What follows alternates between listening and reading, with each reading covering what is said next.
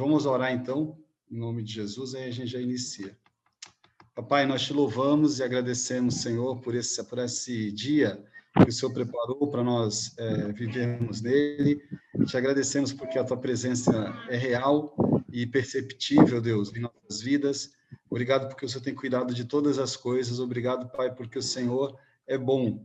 Nós te louvamos, Pai, consagramos ao Senhor esse momento, consagramos ao Senhor, Deus, tudo que for falado aqui, que o Senhor direcione, que o Senhor alcance da maneira que o Senhor quiser alcançar cada um de nós, Pai. Que o Senhor abençoe Regiane, o Pai que está à frente desse ministério, Pai, nosso amado Douglas também, o esposo dela, todos os mestres, todos os professores, ó Pai, que o Senhor separou, e todos os que vão participar dessa aula, Pai, que, ó Deus, seja realmente algo maravilhoso para a vida de todos nós.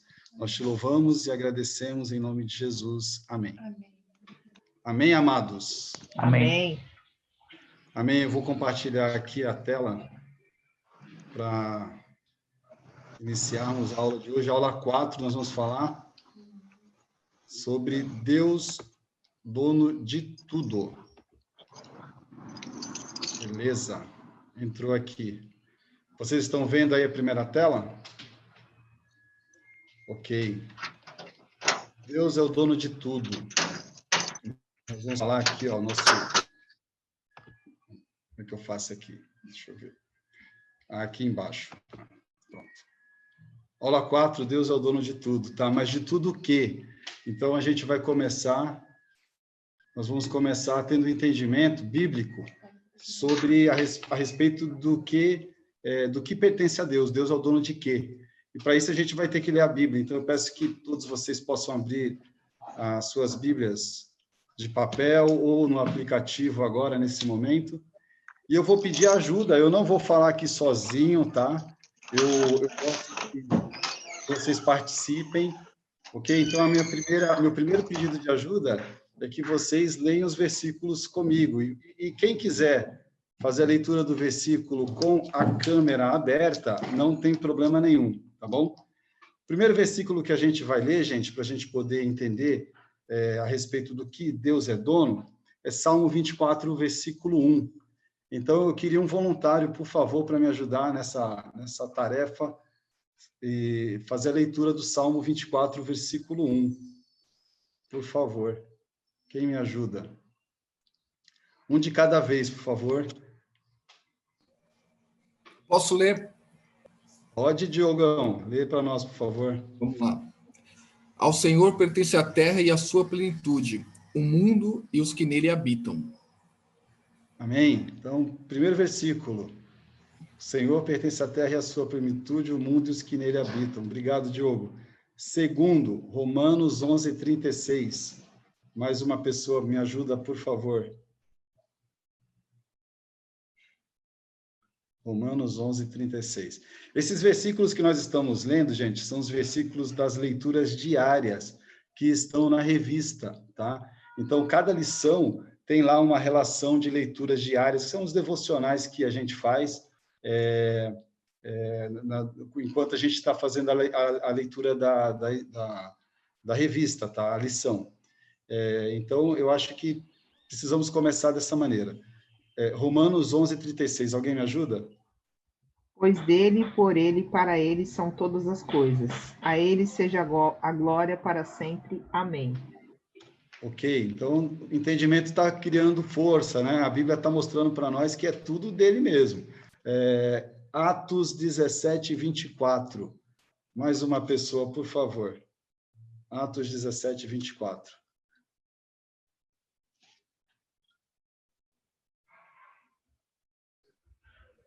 O Deus que fez o mundo e tudo que nele há é o Senhor dos céus e da terra, e não habita em santuários feitos por mãos humanas.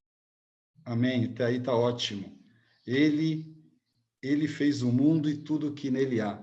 Se ele fez, então é dele. Isaías 45, 12. Mais uma pessoa me ajudando, por favor. Isaías 45, 12.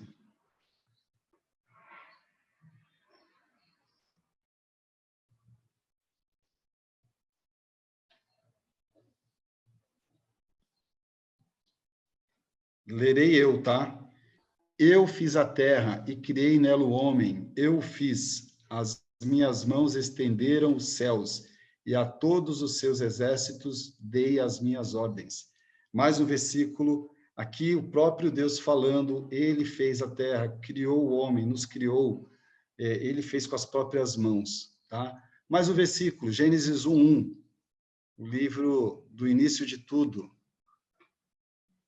Alguém quer ler?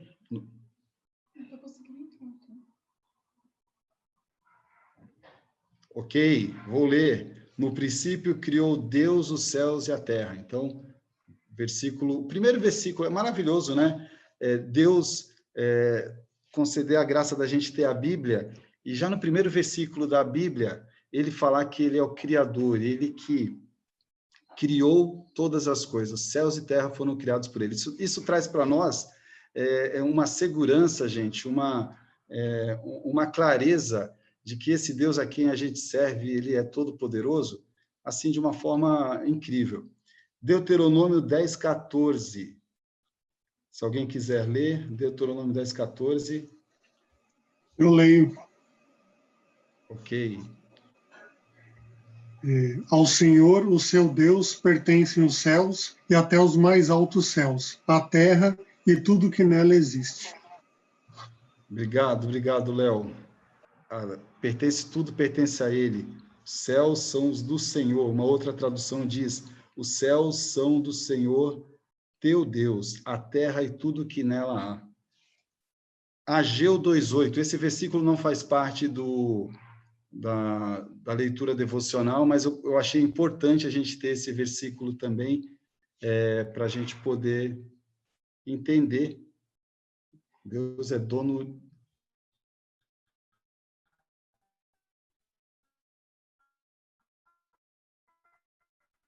de tudo mesmo, né? Inclusive disso que está escrito em Ageu 2:8. Ô, Rê, deixa eu te fazer uma pergunta. Para eu admitir mais pessoas, eu tenho que sair do modo de compartilhamento de tela? Normalmente vai aparecer para você ali em cima. Eu acho que no compartilhamento de tela você não vai conseguir ver. Ele vai dar só ele vai aparecer, mas ele vai sair.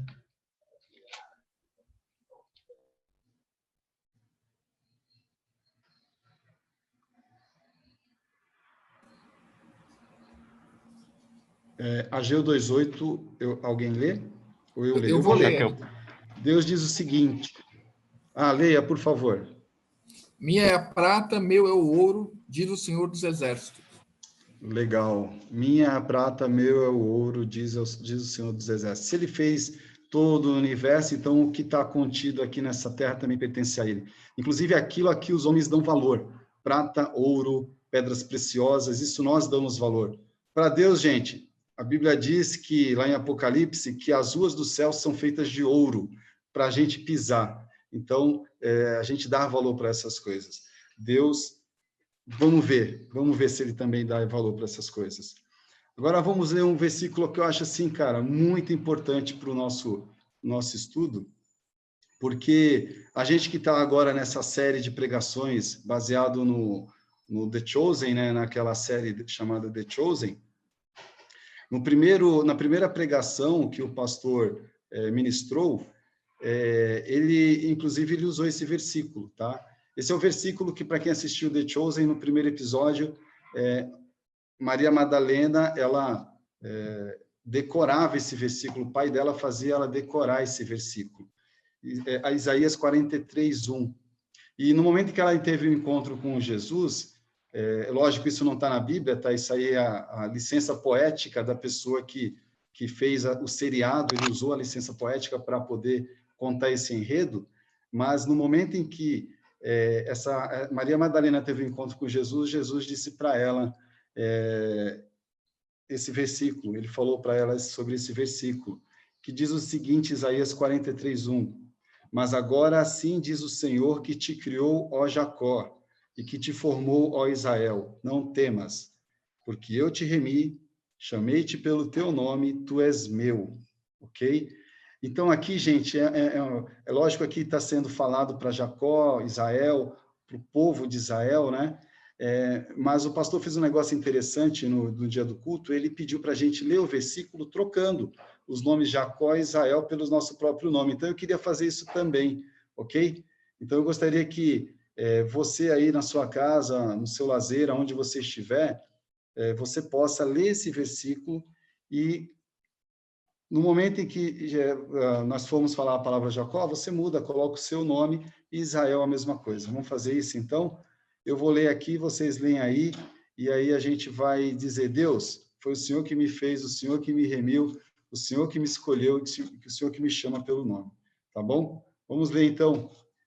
Mas agora, assim diz o Senhor que te criou, ó Nivaldo, e que te formou, ó Nivaldo.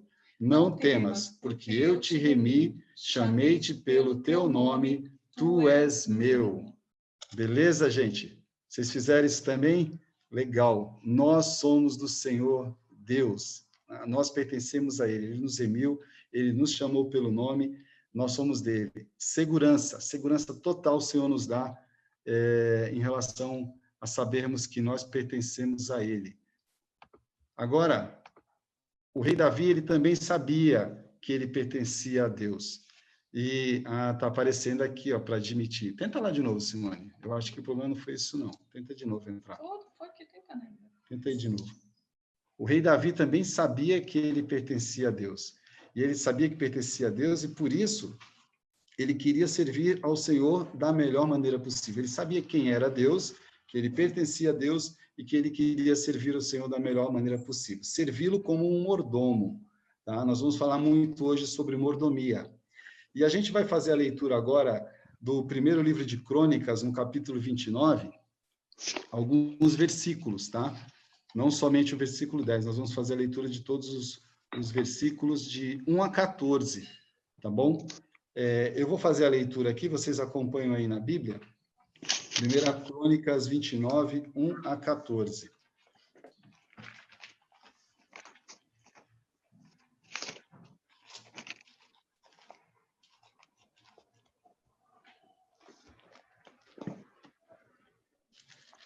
Todos acharam aí 1 Crônicas? Está no Antigo Testamento.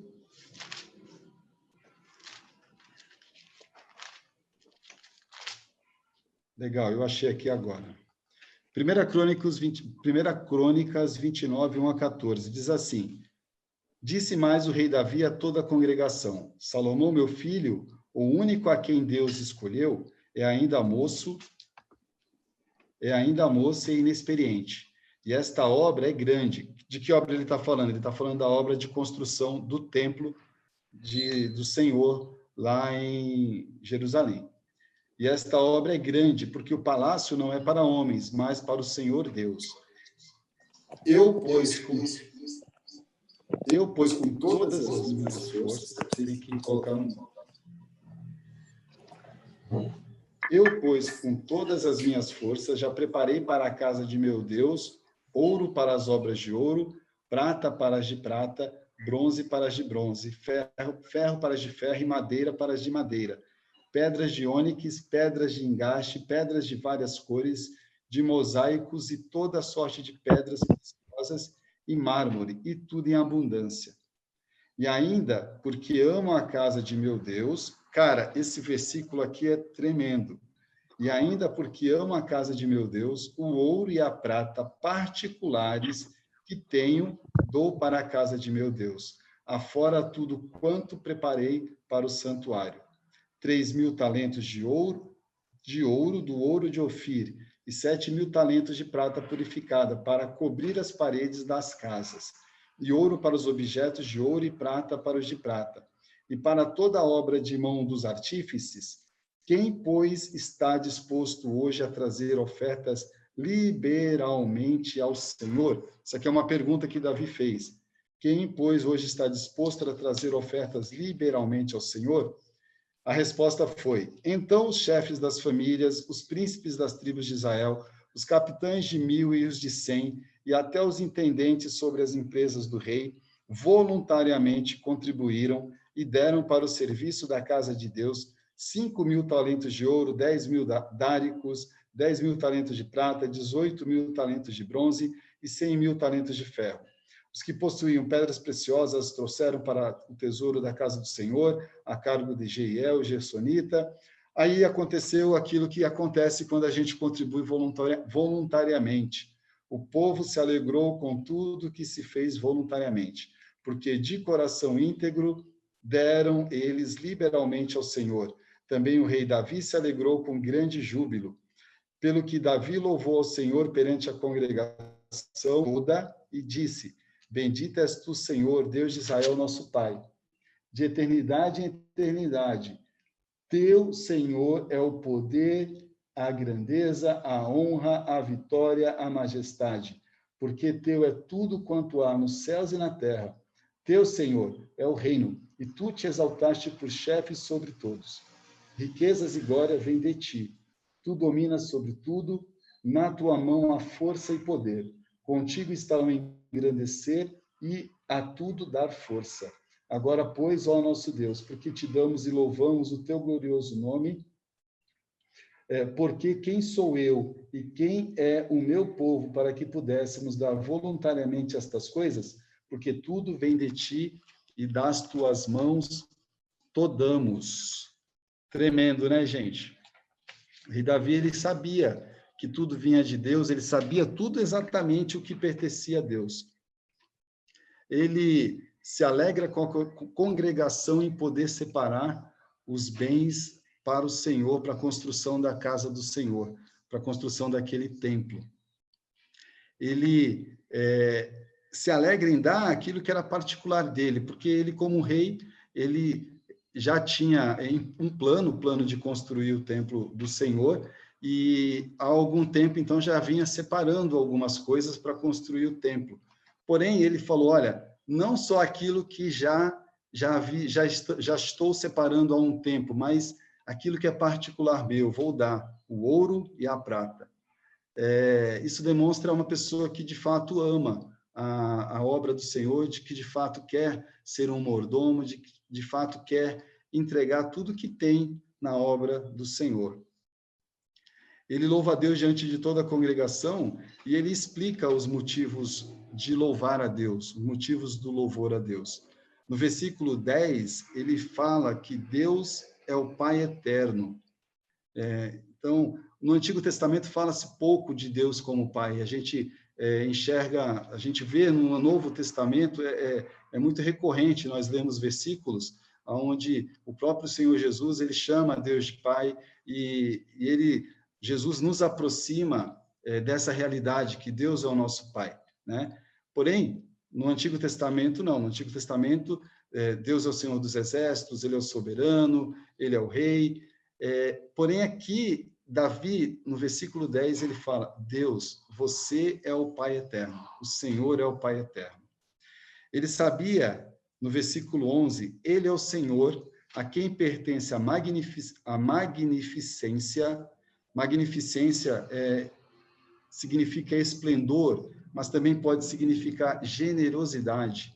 A quem pertence a magnificência, o poder, a vitória, a majestade, tudo quanto há nos céus e na terra, e o reino. E ele diz também, a liderança está sobre Deus, ele é o cabeça. Davi, ele tinha um entendimento perfeito de quem era Deus, o que pertencia a Deus. Somente alguém com tantos atributos pode ser dono de tudo, né? E hoje a nossa aula é Deus é o dono de tudo.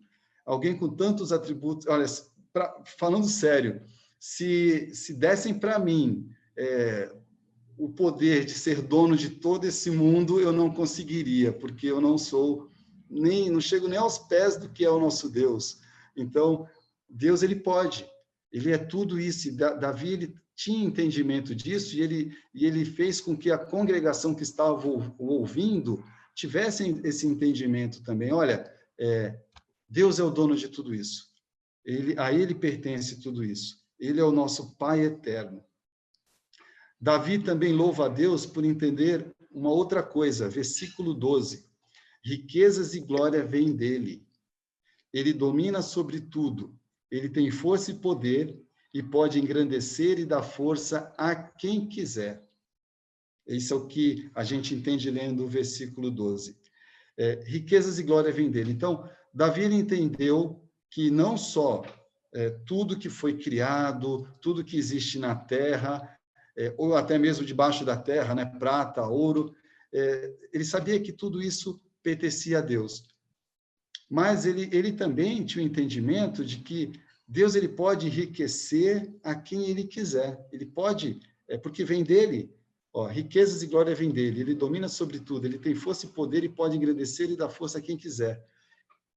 Davi sabia que ele era rei porque Deus o tinha colocado ali como rei, né? E acredito que quem conhece a história, que já leu, Samuel, quando foi ungir o Davi como rei, lá na casa de Jessé, do pai de Davi, Davi nem imaginava que ele um dia poderia se tornar rei. E, pelo contrário, quando Davi depois foi separado por Saul para ir tocar a harpa, ficar lá na presença de Saul, e depois, quando Davi enfrentou o gigante, quando Davi viu que o reinado estava escapando da mão de Saul, em nenhum momento Davi ele teve pretensão de ser rei. Ele se tornou rei porque Deus quis que ele fosse rei. Ele respeitava muito o rei Saul e não queria tomar o reinado de Saul. Acredito que Davi torcia para que o reinado de Saul fosse um sucesso, mas não aconteceu isso. Então, ele tornou-se rei porque Deus quis, Deus o tornou rei. Ele era o rei de acordo com o coração de Deus. Olha, Davi, depois de dizer, olha, Deus é o dono de tudo isso, Deus ele pode enriquecer e dar força a quem quiser, ele fez uma declaração que eu acredito que impactou toda aquela congregação que estava ali escutando Davi. A declaração está no versículo 14. Ele diz o seguinte: porque quem sou eu e quem é o meu povo para que pudéssemos oferecer voluntariamente coisas semelhantes? Porque tudo vem de ti e do que é teu te damos. Tudo vem do Senhor e o que é do Senhor nós te damos. Essa declaração foi importante, gente, porque acredito que naquela época, assim como hoje, tem muita gente que pensa que porque é inteligente, porque é competente no que faz, porque é uma pessoa muito criativa, ou seja, a pessoa ela vê os atributos nela mesma para conseguir algo, conseguir ter um bom emprego, conseguir ir bem nos negócios.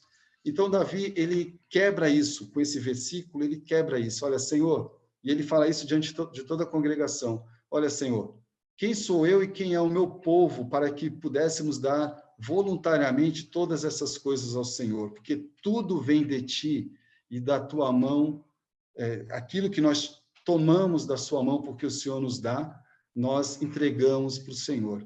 É muito importante nós entendermos isso. Não somos nós, o mérito não é nosso, é o Senhor que nos abençoa, para que nós possamos contribuir na obra dele, para que nós possamos ter o que temos, uma casa, um carro, um bom trabalho, nos tornarmos empresários, sermos donos de algum estabelecimento. Então, é muito importante esse versículo, e Davi deixou a congregação consciente disso. Tudo vem do Senhor, e da mão do Senhor é que nós damos. Vou passar aqui o slide. Cadê o slide anterior? Não era esse que eu queria.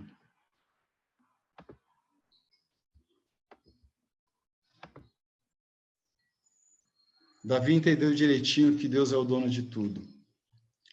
Vamos lá, o alvo da nossa lição de hoje. Não estou vendo. Vocês não estão vendo o slide, gente? Tá aparecendo Alvo da para mim. lição. Estamos vendo sim. Simone viu agora, teve um delay aqui para ela ver. Alvo da nossa lição hoje, gente, saber.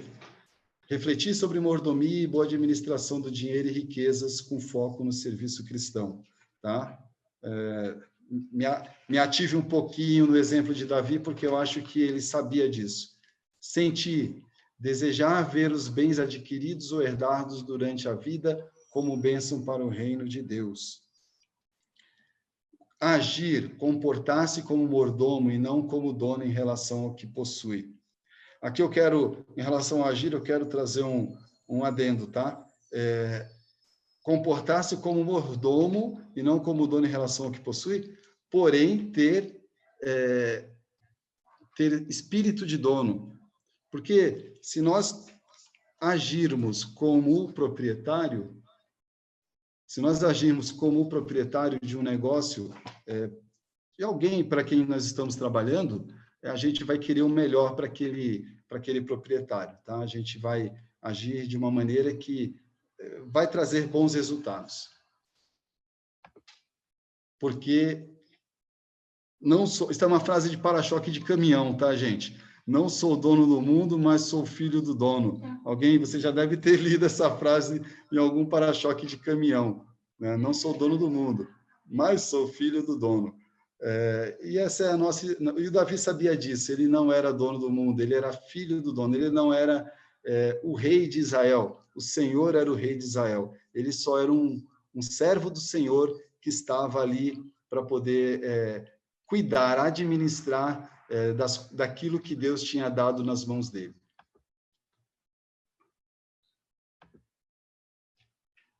É isso. É comum que a gente pense que nós somos donos do que está em nosso poder, né, gente? Bens, tempo e até mesmo a vida. Entretanto, somos parte do mundo criado por Deus. Ele é o proprietário de tudo que há no mundo, inclusive a humanidade. Nós pertencemos ao Senhor. Vamos ler um versículo aqui, gente, que está em Romanos 12, 1 ao 2. Abre aí comigo, por gentileza. Romanos 12, 1 ao 2. Depois a gente vai responder essa pergunta aqui. Romanos 12, 1 e 2. Alguém pode me ajudar e ler o versículo, por favor? Posso ler? Opa, por favor. Portanto, irmãos, rogo-lhes pelas misericórdias de Deus que se oferecem em sacrifício vivo, santo e agradável a Deus. Este é o culto racional de vocês. Não se amoldem ao padrão deste mundo, mas transformem pela renovação da sua mente para que sejam capazes de experimentar e comprovar a boa, agradável e perfeita vontade de Deus.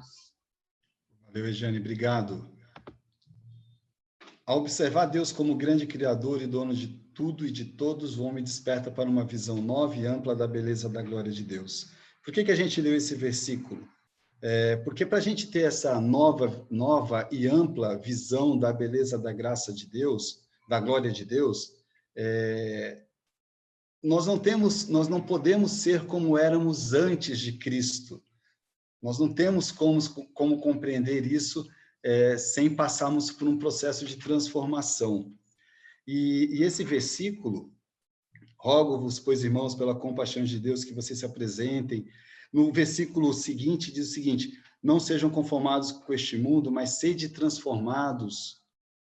Essa palavra sede transformados significa metamorfoste no grego. Metamorfoste é metamorfose, tá? Transformação, sede transformados. Ela deriva de duas palavras gregas também, metá e nous, metanous, que significa mudança de mente, de pensamento. Para que a gente possa ter a compreensão dessa visão nova e ampla da beleza da glória de Deus, é importante que a nossa mente passe por mudança, que a gente passe por um processo de transformação de mente, ok? E tem uma outra palavrinha chamada metanoia. Quem já ouviu essa palavra, metanoia? Né? Metanoia é muito conhecida. Metanoia, sabe o que significa? Significa arrependimento. E essa palavra que nós lemos agora, ela tem raiz dessa palavra metanois e metanoia, tá? Ela é derivada Ou seja, para que a gente possa ter essa visão nova e ampla da beleza da glória de Deus, nós precisamos passar por um processo de arrependimento para que ocorra essa transformação, ok? E a gente sabe que o Senhor Jesus, ele nos alcançou, Lucas 19:10 fala muito sobre isso. Ele diz assim: eu vim ao mundo buscar e salvar o que se havia perdido. Ele nos salvou enquanto nós estávamos vivendo numa era de pecado. Ele nos salvou e mudou a nossa mente, porque nós nos arrependemos dos nossos pecados. Passamos por esse processo de transformação de mente, mudança de mente, e agora a gente tem essa compreensão que o rei Davi tinha, de que Deus é o dono de tudo e nós pertencemos a ele também. É possível... antes, gente, antes de passar para essa telinha, deixa eu voltar para outra telinha ali, peraí. Eu gostaria de fazer uma outra oração, nesse momento, por alguém que, nesse momento que esteja aqui participando da aula com a gente, necessite se arrepender de algo, tá? Ou necessite de passar por um processo de mudança de mente em algum aspecto da sua vida. Eu gostaria de fazer uma oração. Então, se você está participando da aula por algum motivo, necessita de arrependimento, saiba que Deus, ele é o Senhor, necessita de perdão e quer se arrepender de algo, Deus é o Senhor que te perdoa, ok? E se você precisa passar por um processo de mudança de mente, é só falar com ele nesse momento, que eu acredito que ele vai te ouvir. Ele vai te ouvir, ele vai conceder a você essa graça de você poder ter essa mudança de mente, essa mudança de pensamento, que às vezes não é o pensamento correto em relação a algumas coisas, ok? Eu vou fazer a oração, por favor, você que está precisando passar por esse processo, ora comigo agora em nome de Jesus. Pai, em nome de Jesus, eu quero agora colocar diante do Senhor, a mim em primeiro lugar, e a todos os que estão participando da aula, Pai. Deus, às vezes é tão difícil a gente reconhecer o nosso erro, mas nesse momento, Pai, em nome de Jesus, que o Senhor nos faça entender aquilo que a gente está fazendo, praticando, ó Deus, e que, por algum motivo, Deus não agrada ao Senhor, Pai. Senhor, se não há no nosso coração ainda, Deus, aquele desejo sincero de arrependimento, Pai, que ele possa brotar, que ele possa, Pai, nascer, que a gente possa, de fato, Pai, estar arrependido de coisas que nós praticamos que não agradam ao Senhor. Pai, porque nós sabemos que o Senhor nos perdoa, o Senhor é um Deus bondoso, misericordioso, o Senhor nos perdoa. Em nome de Jesus, Pai, perdoa os nossos erros, perdoa as nossas falhas. Senhor, e também, Deus, se há algum pensamento em nossa mente, Pai, que não condiz com aquilo que o Senhor quer que a gente pense, Deus, em qualquer área que seja, Pai, em nome de Jesus, nos muda a nossa mente, Pai. Pai, que essa metamorfose, Deus, possa acontecer, Pai, em nós. Muda a nossa mente para que a gente possa ver a glória, a Tua glória, Senhor. Queremos ver a Tua glória, Pai. Queremos ver a beleza da Tua glória. Queremos entender, ó Deus, o quão magnífico que o Senhor é e o quão bondoso que o Senhor é e essa bondade, Pai, o Senhor pode transmitir para as nossas vidas. Em nome de Jesus, Pai, eu quero agora abençoar a todos os que estão participando dessa oração, em nome de Jesus. Amém. Amém, queridos? Aleluia. Eu sou assim, gente, eu gosto de parar para fazer oração em alguns momentos, tá? E eu quero que você receba essa oração em nome de Jesus. Agora vamos para o próximo slide.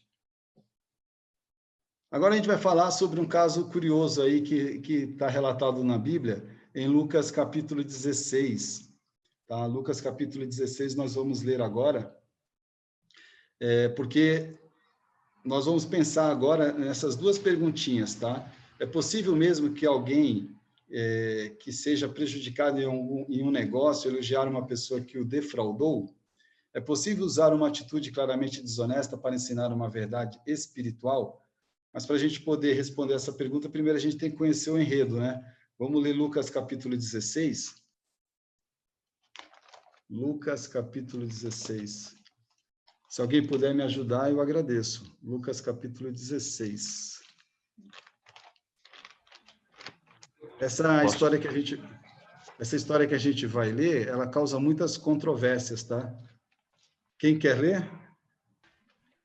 16 todo? Não, vai ser do 1 até o... Deixa eu chegar aqui, do 1 até o 14. Do 1 até o 14, Douglas. Tá bom. Jesus disse aos seus discípulos: o administrador de um homem rico foi acusado de estar desperdiçando seus bens. Então ele o chamou e lhe perguntou: que é isso que estou ouvindo a seu respeito? Preste contas da administração, porque você não pode continuar sendo o administrador. O administrador disse a si mesmo: meu senhor está me despedindo? Que farei? Para cavar não tenho força, e tenho vergonha de mendigar. Já sei o que vou fazer para que, quando perder meu emprego aqui, as pessoas me recebam em suas casas. Então chamou cada um dos devedores do seu senhor, perguntou ao primeiro: quanto você deve ao meu senhor? 100 potes de azeite, respondeu ele. O administrador lhe disse: tome a sua conta, sente-se depressa e escreva 50. A seguir, ele perguntou ao segundo: e você, quanto deve? 100 tonéis de trigo, respondeu ele. E ele disse: tome a sua conta e escreva 80. O senhor elogiou o administrador desonesto porque agiu astutamente, pois os filhos deste mundo são mais astutos no trato entre si do que os filhos da luz. Por isso eu lhes digo: usem a riqueza deste mundo ímpio para ganhar amigos, de forma que, quando ela acabar, estes o recebam nas moradas eternas. Quem é fiel no pouco, também é fiel no muito, e quem é desonesto no pouco, também é desonesto no muito. Assim, se vocês não forem dignos de confiança em lidar com as riquezas deste mundo ímpio, quem lhes confiará as verdadeiras riquezas? E se vocês não forem dignos de confiança em relação ao que é dos outros, quem lhes dará o que é de vocês? Nenhum servo pode servir a dois senhores, pois odiará um e amará o outro, ou se dedicará a um e desprezará o outro. Vocês não podem servir a Deus e ao dinheiro. Os fariseus, que amavam o dinheiro, ouviam tudo isso e zombavam de Jesus. Obrigado, Douglas. Vocês viram aí, né? Deixa a Simone abaixar. Abaixa um pouquinho. Não, pode ficar aqui, só abaixando. Quer que eu ponha no mute? Daqui que eu ponho. Não, eu coloquei já. Não dá mais para baixar mais que isso. Ela vai sair do meu lado porque ela não está conseguindo baixar o volume. Que pena. Vai fazer falta para mim. Ela estava fluindo bem com ela do meu lado. Gente, ela colocar um fone de ouvido, melhora. Ah, pode pôr o fone aqui, ó, se você quiser. Eu já tiro o som. Obrigado, Rê. Você está aqui do meu lado, não sai não. Tá boa. Vamos lá, gente. É possível que alguém que foi prejudicado em algum negócio consiga elogiar a pessoa que o defraudou? Porque vocês viram aí no versículo que o homem rico que foi defraudado, que era o senhor do mordomo. O mordomo quem era? O mordomo era o administrador desse homem rico. O homem rico, pensa assim, o homem rico ele não tinha controle dos bens dele. Ele entregou todo o controle dos bens que ele tinha ao administrador, ao mordomo. E esse cara simplesmente estava roubando, estava defraudando o seu senhor, né? Esse homem que era rico. E esse homem rico descobriu e falou assim, olha, você está me defraudando, então você vai ser demitido, tá?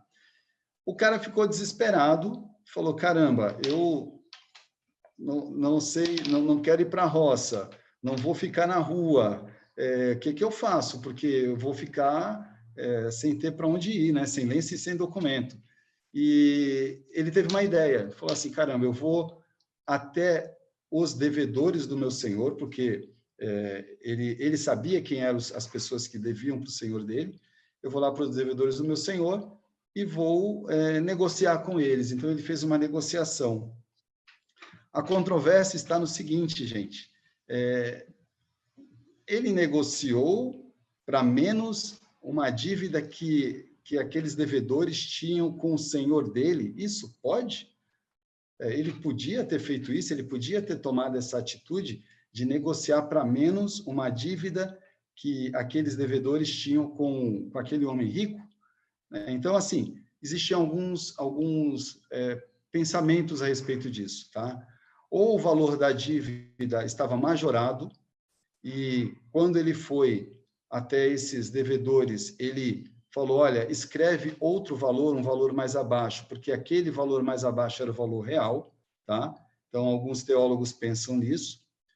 Outros pensam que aquela diferença era o pagamento desse mordomo. Então, outros pensam que, ao invés dele cobrar o valor de 100 azeites, 100 vasos de azeites, ele cobrou um valor menor, aquela diferença era o pagamento do mordomo. Então, outros pensam que ele estava abrindo mão do pagamento dele, tá? O que eu penso? Eu penso que o valor da dívida era aquele mesmo. Tem um outro pensamento.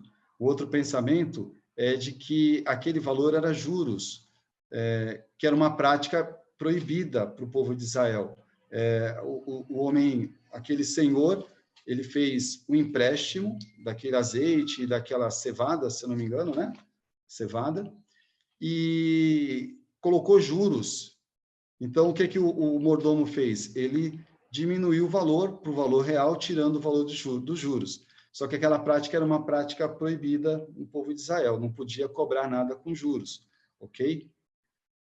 Então, fica aí algumas ideias do que ele pode ter feito.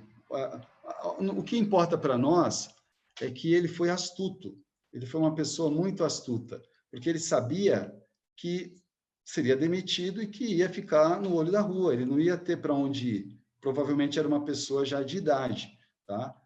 E ele, rapidamente, ele foi até os devedores desse homem rico e o que ele fez? Ele negociou para baixo os valores, tá? O que eu penso? Eu penso que os valores eram aqueles mesmos e que ele foi astuto em negociar. Ao negociar, ele conseguiu a simpatia daqueles devedores, ele conseguiu conquistar aqueles devedores de alguma maneira, e ele já teria para onde ir no dia que ele fosse demitido, porque o homem rico pediu, olha, você está me defraudando, presta contas do que você tem feito, tá? E ele correu para negociar e levou o resultado para aquele homem rico, dizendo, olha, está aqui, esses são os seus devedores. Acredito também que esse mordomo não mentiu, acredito que ele falou, essa pessoa devia 100, agora vai te pagar 80, vai pagar menos, tá? Eu acredito que ele fez isso. Por que eu acredito nisso? Porque aquele senhor dele louvou a atitude dele. Louvou a atitude dele pelo fato de que ele soube negociar, ele soube garantir para ele uma morada, né? Quando ele fosse demitido. E uma outra coisa importante aí que eu percebi, fazendo a leitura e estudando, é que aquele homem rico, ele poderia ter tomado uma outra atitude, né? Ele poderia, por exemplo, ter falado aquilo que diz na lei. O que diz a lei a respeito de quem é defraudado, né? A pessoa que é defraudada, ela tem o direito, isso está escrito, deixa eu pegar aqui, que eu anotei.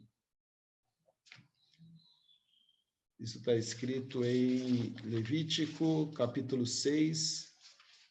Levítico 6. Achando que era eu. É muito pesada. Vou fechar o áudio aqui. Peraí, que o Genesis.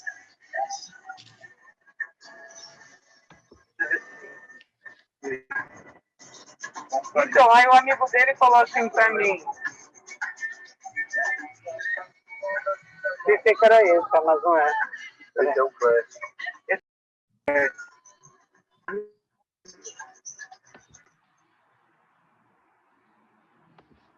Pronto, deixei no mudo. Levítico 6. Você sempre me pondo pra cima. Ele falou, é verdade, você é uma mulher com fraco. Eu fiquei uns 3 meses passando. Pronto, tá no mudo.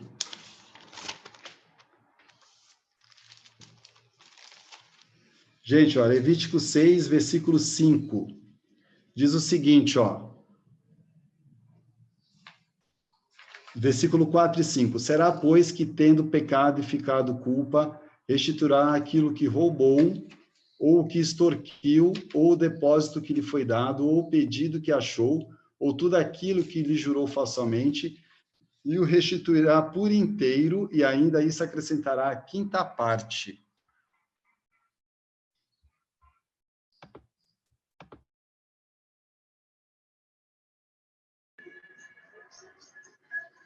Então, aí esse meu amigo, abaixa só um pouquinho, amiga. Aí esse meu amigo falou assim pra mim, então, outro dia você passou, tava eu e o Ivan e o pessoal. Eu falei, sério? Ele falou, foi, você tava com uma sacolinha. Eu falei, sempre. Tava indo fazer alguma entrega. Até agora. Ô, Nivaldo, acho que é melhor perguntar ela aí, que ela não tá meio atenta aí à aula. Eu estou mutando, mas ela está se desmutando. Vou achar ela. Consegue mandar uma mensagem para Cássia, por favor? Simone vai mandar uma mensagem para Cássia. E aí aquele senhor, ele poderia ter tomado essa atitude, ele poderia ter cobrado o que o cara roubou, mais uma quinta parte, mas ele preferiu demitir o cara. Então, uma coisa que eu percebi, e que tem muito a ver com a continuação dos versículos aqui, no capítulo 15, quando Jesus começa a falar com aquele povo que estava ouvindo, que estava ali para saí de ouvir, casa, né? Eu cheguei em casa, deitei, dei um banho na Rebeca no tanque.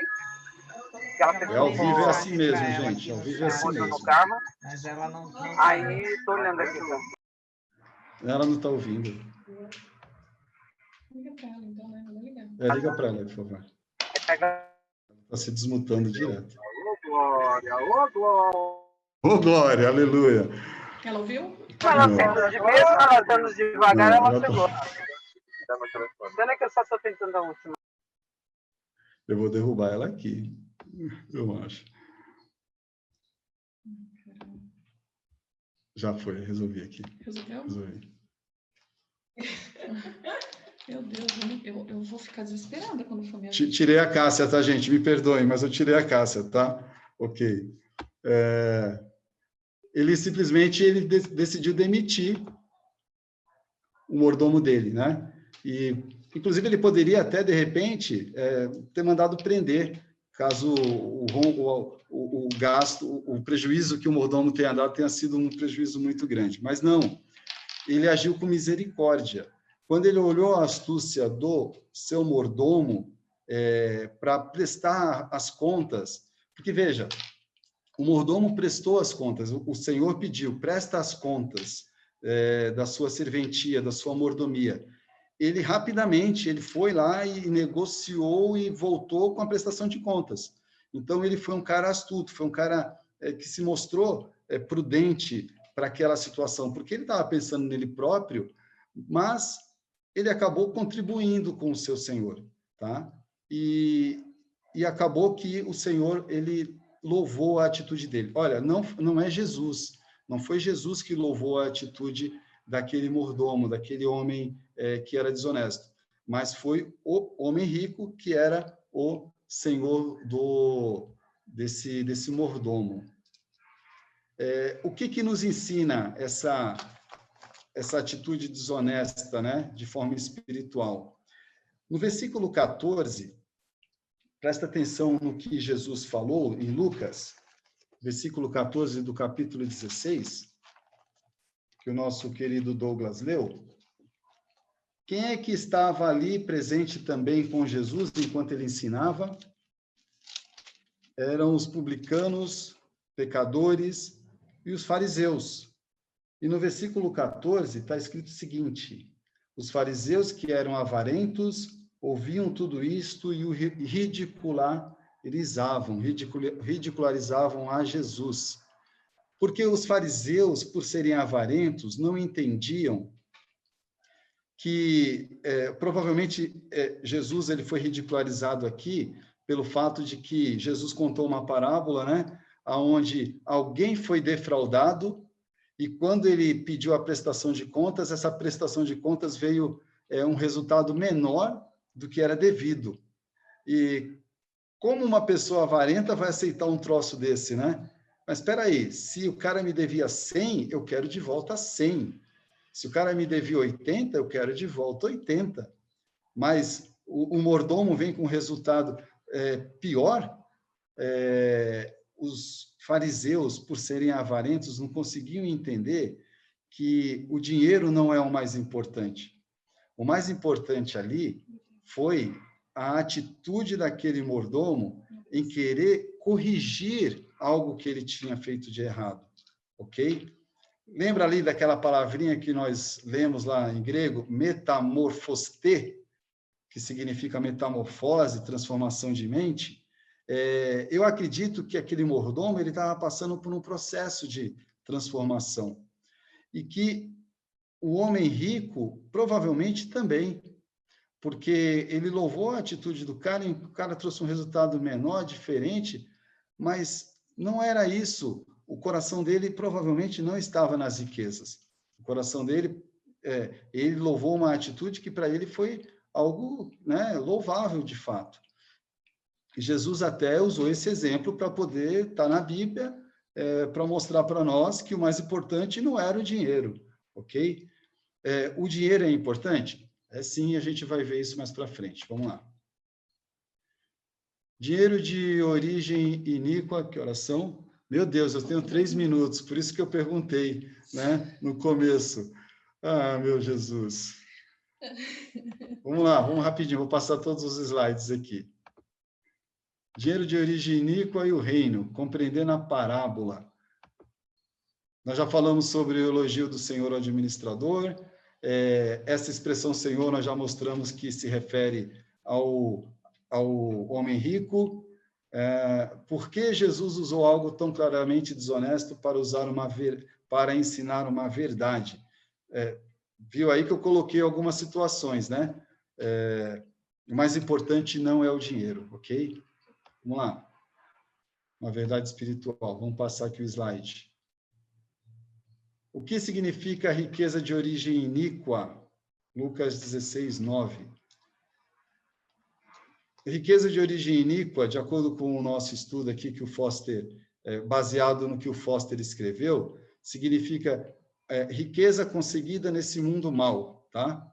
Origem iníqua porque o mundo é mau e a gente trabalha nesse mundo mau e o dinheiro que vem para nós, de acordo com o que está aqui no estudo, é o dinheiro que vem. Não é que a nossa atividade seja ruim, aquilo que a gente faz para conseguir o dinheiro seja ruim, e nem que o dinheiro que vem para as nossas mãos é ruim, é mau. Mas esse mundo, esse sistema deste mundo, é um sistema corrompido, e esse dinheiro, muitas das vezes que chega na nossa mão, é um dinheiro que passou por diversas mãos, já teve diversas situações com ele, então o dinheiro que chega na nossa mão é de origem iníqua, tá? Mas na NVI tem um outro pensamento, tá? Quando fala sobre esse versículo. Na NVI, deixa eu até abrir aqui para fazer a leitura corretinha sobre esse versículo. Se vocês quiserem me ajudar, Lucas 16, 9, de acordo com a NVI. Não, é na NVI mesmo. Lucas. Essa aqui é a nova tradução da linguagem de hoje.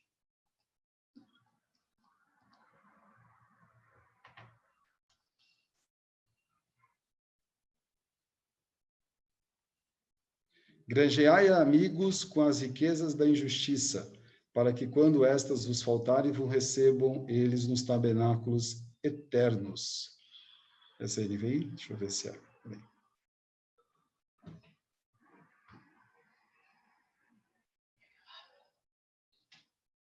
Abre aí para mim, Natália, se você conseguir abrir. Aqui está meu Bíblias. NVI. Lucas 16, 9.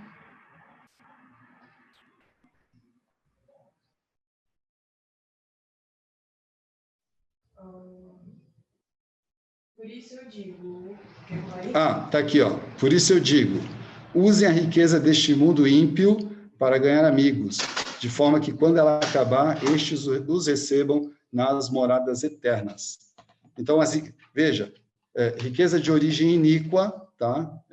Numa tradução, mas na NVI é uma tradução que eu, particularmente, eu gostei mais, diz o seguinte: usem as riquezas deste mundo iníquo, ok? Não é uma riqueza de origem iníqua somente, é uma riqueza que está neste mundo iníquo, ok? Para fazer amigos através dessas riquezas. Passando aqui, como o reino de Deus pode usar o dinheiro de origem iníqua, então? Agora eu preciso de ajuda aí. Se alguém quiser falar, sei que o nosso tempo acabou, mas como é que a gente pode usar o dinheiro de origem iníqua, ou como é que a gente pode usar a riqueza deste mundo ímpio para o reino de Deus? Quem pode me ajudar? Condições? Assim, abre o microfone, fala aí. Vai dar a microfonia. Simone falou aqui com missões. Alguém mais tem alguma ideia? Como que chama, não? Nós temos que usar para crescimento do reino de Deus. É isso que nos ensina a palavra de Deus. Nós somos mordomos do que recebemos. Aqui a gente tem alguns versículos, gente, que mostra que nós somos mordomos de tudo que nós recebemos. Do nosso corpo, que ele não é nosso, é do Senhor.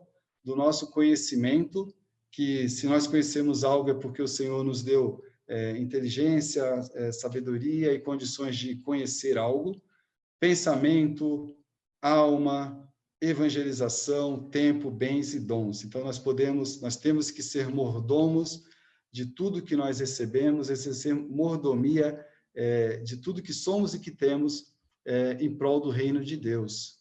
É isso que nos ensina a lição, é isso que Davi entendeu e quis passar para toda a congregação, é isso que Jesus nos ensina através das parábolas. Jesus ensina que nós devemos usar essas riquezas para... É o que nós fazemos, nós tiramos o dinheiro do bolso, literalmente, e nós ajudamos causas sociais, nós entregamos na igreja para que a igreja possa usar os dízimos e as ofertas para a evangelização, para o cuidado com os nossos irmãos que estão passando necessidades, para crescimento do trabalho. Então, é isso que nós fazemos o nosso dia a dia enquanto cristãos. E isso tem que nos trazer alegria, não pode nos trazer peso. Deus, 2 Coríntios, capítulo 9, versículo 6, diz que Deus ama ao que dá com alegria. De maneira nenhuma com peso, sempre com alegria. É uma bênção, e Jesus fala sobre isso, mais bem-aventurada coisa é dar do que receber. É uma bênção para nós termos a oportunidade de sermos mordomos na obra de Deus. Tirar o dinheiro do bolso, contribuir. E contribuir, o pastor falou hoje, durante o momento de tirada de dízimos e ofertas, uma coisa bem legal, falando sobre o Vision Builders. Ele disse o seguinte: não é o quanto você vai dar, mas é a sua disposição em fazer parte. Isso é o que importa. Nós fazemos parte e, por isso, R$1 que seja, estou aqui, estou entregando, eu quero fazer parte disso, eu quero fazer parte do Amo Vidas, eu quero fazer parte, inclusive Amo Vidas está trabalhando agora com uma reconstrução da casa de uma senhora que precisa muito ali na Amador Bueno, gente. Eu estive na casa dela, eu vi as condições nas quais ela está vivendo, por tudo que ela já passou e pela expectativa que a gente tem em relação à vida dessa senhora, nós queremos mesmo vê-la bem. E ela nem faz parte da igreja, é porque nós fomos tocados para abençoar a vida dela, para nós queremos ver essa senhora bem. E isso é mordomia. E nós servimos a Deus com o nosso corpo, nós não permitimos que o nosso corpo seja contaminado com algo que não vai glorificar a Deus, porque o corpo não pertence a nós. Nós não nos entregamos à prostituição ou ao adultério, porque o corpo não pertence a nós. É ok? A evangelização, isso a gente tem que anunciar o reino de Deus com o nosso Senhor Jesus Cristo, com os nossos lábios. O nosso tempo pertence a Ele, nós temos que saber administrar em prol do reino de Deus, os nossos bens, os nossos dons, amém? Vamos lá.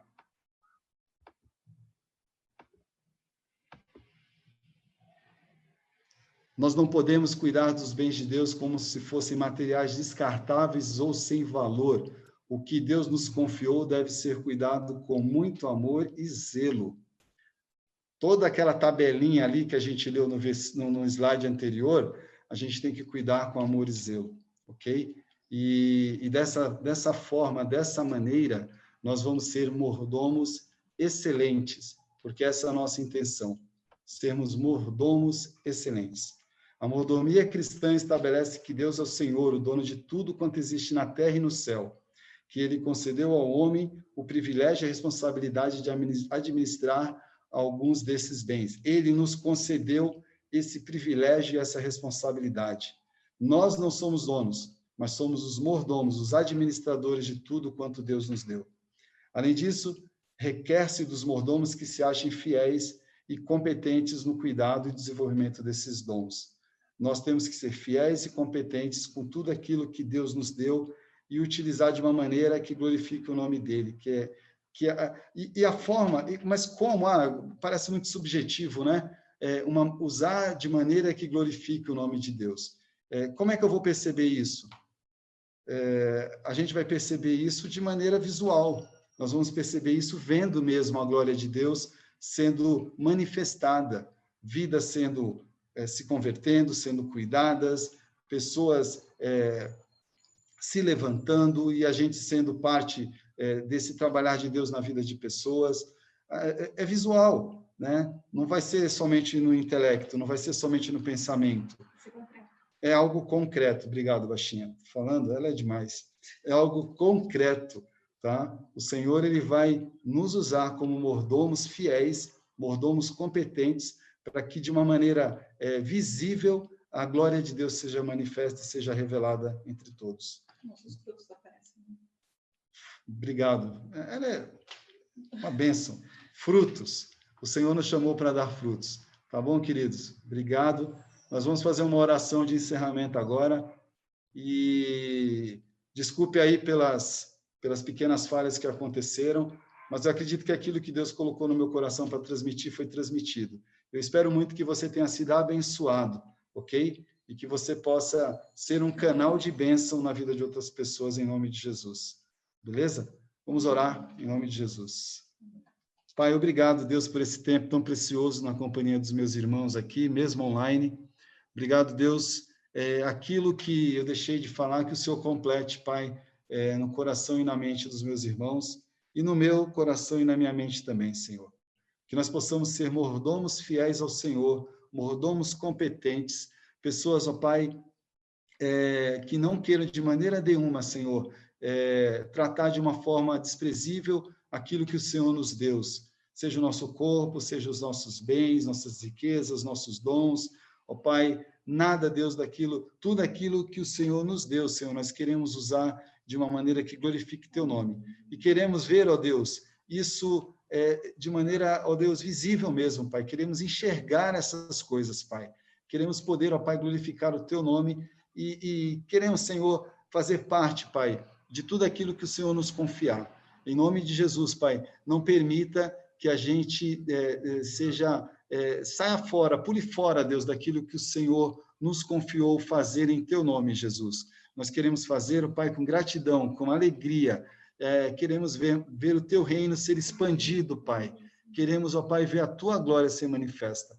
Obrigado, Deus, por esse tempo tão precioso. Abençoa todos nós, Pai, nessa tarde, e nos abençoa, Deus, alguns estão aqui, Deus, não foram no culto de manhã, que possam ir ao culto à noite, Pai, com alegria, cheios da Tua presença, Pai, que possam chegar no culto de uma maneira diferente, Senhor.